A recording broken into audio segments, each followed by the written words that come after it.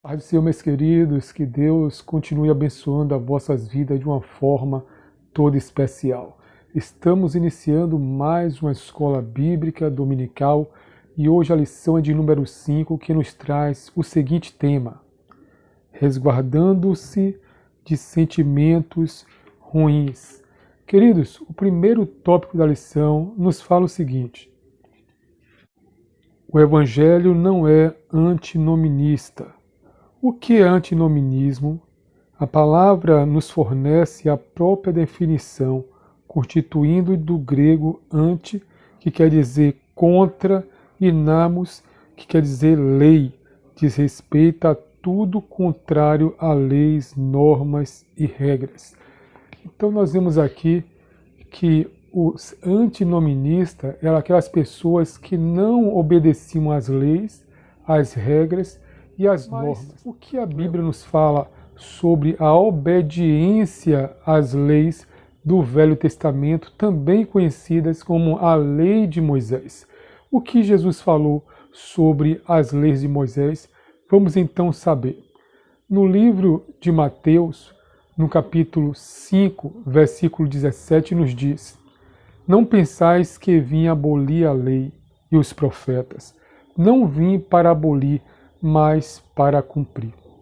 Queridos, nós entendemos que o ministério de Cristo aqui na Terra, ele tinha a sua vida e o seu ministério voltado para o povo de Israel e para cumprir as leis e os profetas que falavam sobre o Messias.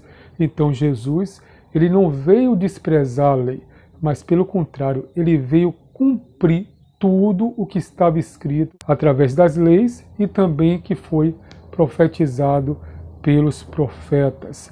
Mas devemos entender a palavra de Deus na seguinte forma: Cristo, no seu ministério terreno, antes da cruz, ele está voltado para as ovelhas perdidas da casa de Israel. Por isso ele andava como judeus, ele também falava e praticava as coisas que estavam no Velho Testamento, porque ele era a pessoa que deveria cumprir toda a lei que foi deixada por Deus. Por isso, antes da cruz, Cristo, ele ordenava e também mostrava o verdadeiro sentido que era a lei que deveria ser interpretada. Jesus, ele não era um antinominista. Pelo contrário, ele veio cumprir a lei e as regras que estavam na lei de Moisés. A lei que Deus deixou para o povo de Israel cumpri-la. Então, Jesus, ele criticou muito os fariseus e também os escribas, porque eles ensinavam o que estava na lei, mas de uma forma distorcida. Cristo, ele veio mostrar o verdadeiro sentido que tinha a lei do Velho Testamento. Claro que durante o ministério de Cristo aqui na terra, antes da cruz, ele estava falando e ensinando o verdadeiro sentido da lei para o povo de Israel, porque eles estavam fazendo parte do pacto com Deus através de Abraão, que tinha toda a circuncisão. Será que os cristãos devem obedecer à lei de Moisés, as leis que foram dadas ao povo de Israel no Velho Testamento? Queridos, a lei de Moisés, assim conhecida, ela está dividida em 3 partes. Primeiramente, a lei que é conhecida como lei cerimonial, que é aquela lei voltada para os rituais que aconteciam no Velho Testamento, no tabernáculo, quando os sacerdotes, eles ali sacrificavam animais para que o infrator, a pessoa que cometeu algum tipo de infração ou pecado, eles viessem assim a ser perdoados. Então todo o ritual que acontecia no tabernáculo fazia parte da lei cerimonial que Deus ordenou ao povo de Israel, como o sacrifício de animais, também a observância das festas, que era a Páscoa, a Pentecoste, Lua Nova, Pães Asmos e outros tipos de festa que fazia parte do cronograma anual do povo de Israel. Já a lei, conhecida como lei civil, estava relacionados a todo tipo de deveres e também de punições a todas aquelas pessoas que cometessem algum tipo de infração. Era também conhecida como olho por olho e dente por dente. Então ali estava estabelecidos os preceitos de como deveria corrigir, sentenciar, fazer justiça com aquela pessoa que cometeu o pecado e também aquela pessoa que era inocente. Por último, então, a lei moral. Essa lei moral, ela abrange a natureza de Deus e também nos mostra como a pessoa deve se portar diante da santidade, se abstendo das coisas sexuais ilícitas e também no seu convívio com o próximo, tendo como base o amor ao seu semelhante. Dessas três vertentes da lei de Moisés, somente a lei moral é a que permanece para nós como cristãos.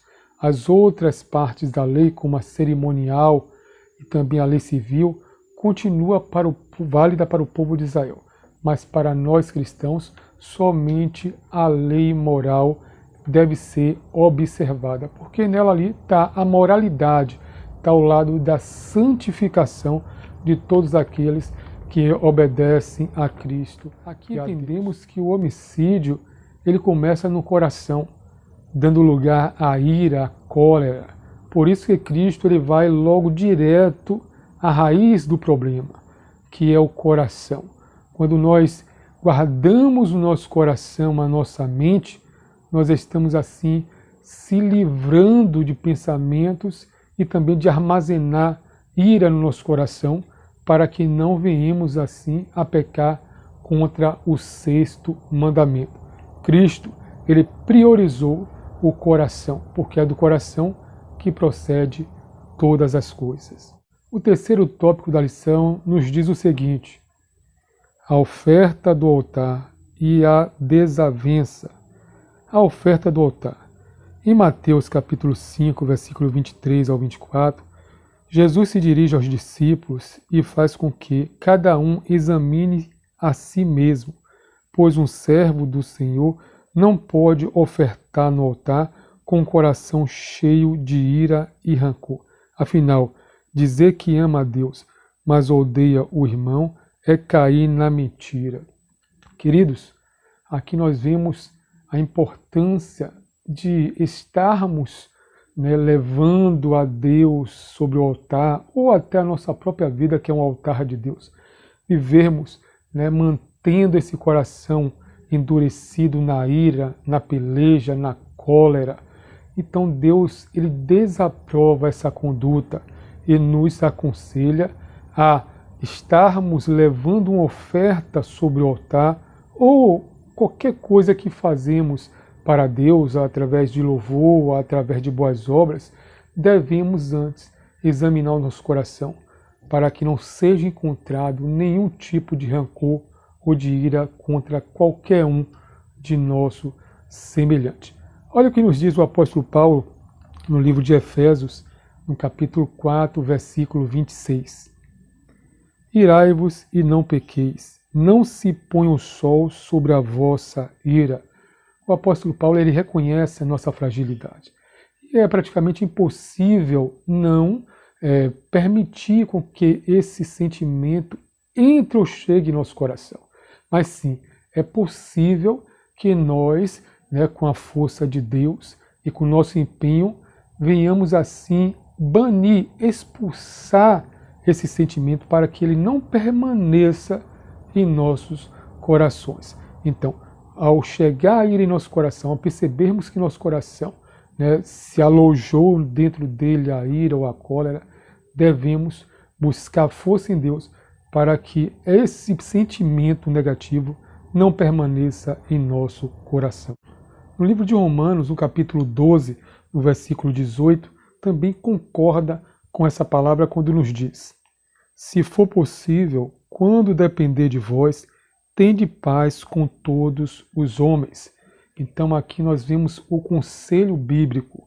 Quando depender de você, quando depender de mim, entrarmos em alguma situação que o nosso coração queira se levantar em ira, ou até mesmo, tem pessoas que no seu trabalho, né, está executando a sua obrigação, aí chega outro funcionário e começa a atrapalhar, ou até mesmo falar, né, contra, né, esse trabalho que o irmão está executando ali, difamando, desvalorizando. E humanamente a tendência é que venhamos assim rebater, né, aquela situação, ou até mesmo desprezá-lo, ou até mesmo falar mal dele, né, rebater as críticas, de uma forma que venhamos também assim ofendê-lo.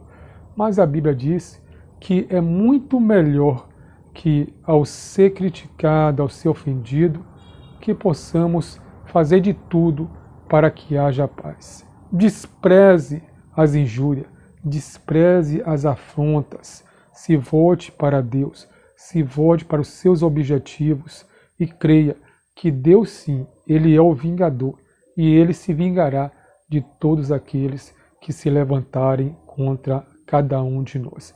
Então, queridos, mantenha sempre firmes na presença de Deus.